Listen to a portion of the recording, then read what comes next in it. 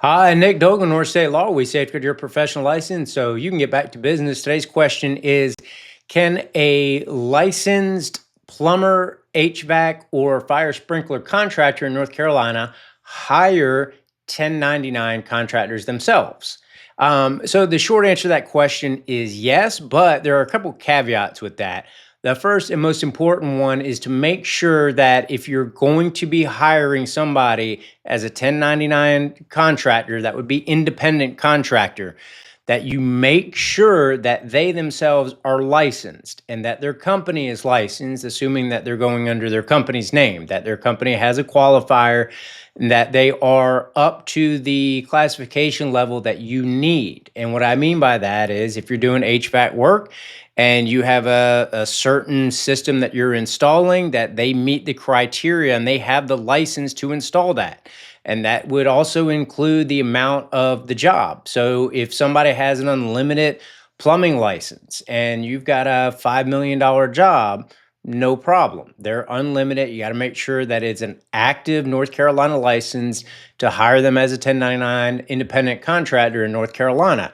If they have that unlimited license, you don't have to worry about the classification because they have that. Okay. And as long as it's they're doing the specified work under that license, they're doing plumbing work under that plumbing license, then you're good.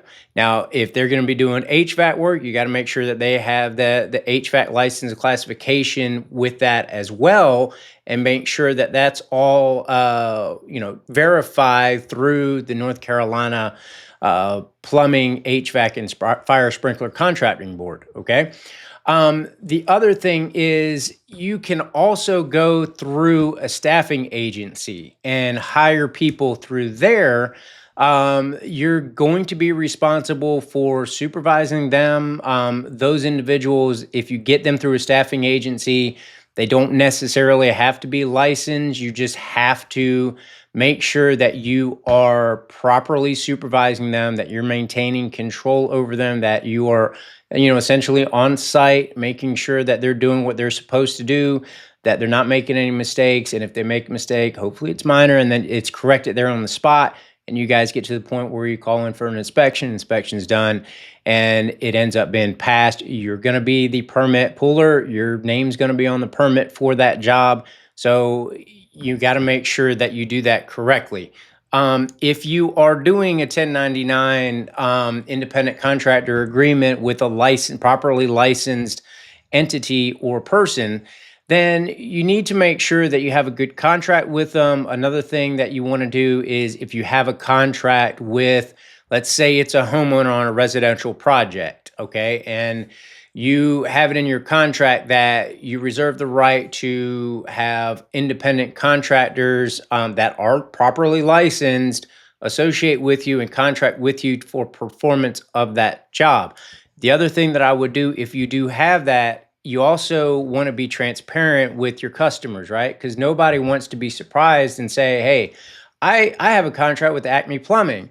And then the next thing I know, somebody else shows up with, North Carolina Plumbing on the side of their truck. And they're going to say, what's the deal? I thought I had this agreement with you. And then this other guy shows up. So you want to make sure that you're transparent with your customers as well.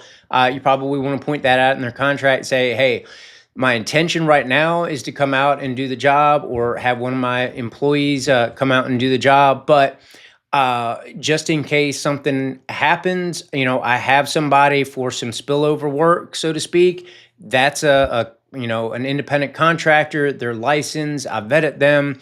They do a good job. I used them before, if that ends up being the case, and that the homeowner in this particular example is on board with that. Last thing you want to do is take somebody by surprise and they get upset with you. So be upfront with that if that's the route that you want to go. Also, going back a little bit on finding somebody for this. When you're in a particular profession, you get to know a lot of other people. Some people call them, peers. Some people call them competitors. It's really just your viewpoint. If you come across some other peers and and you get along with them and you understand that they do a really good job, you've seen some of their work, they have a really good reputation. It's always a good idea to foster that relationship. So when you get a bigger job, maybe you want to do the bigger and bigger jobs, but you still have opportunities for smaller jobs that are going to keep the lights on every single month, and that's going to have your floor basically. Hey, I can hit a mark of $100,000 with just these little jobs, but if I can get enough time to do these big jobs, then I can take that next step. Well, that's where an independent contractor, a licensed independent contractor, can really help you out, because they can help take some of the smaller jobs off your plate, work out an agreement with you, some sort of split. As long as everything is done correctly, then you can do that per the board rules. So, speaking of the board rules, this is in their administrative code. It's 21 NCAC 50.0512, section A and B. There's also a section C in there as well.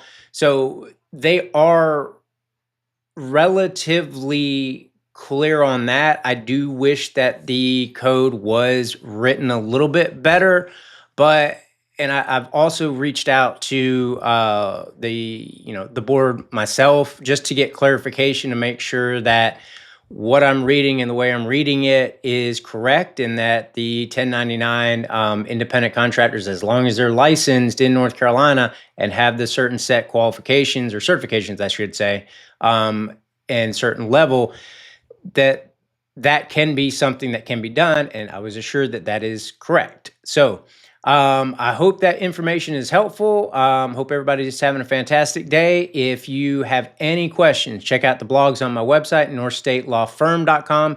You can also check out the other videos on my YouTube channel, North State Law. And then if you still can't find what you're looking for in either one of those spots, then feel free to give my office a text or a call at 919-521-8810, and you can get a free 15-minute discovery call with a member of my staff. I hope everybody has a fantastic day yet again, and keep the water flowing in North Carolina. Bye-bye.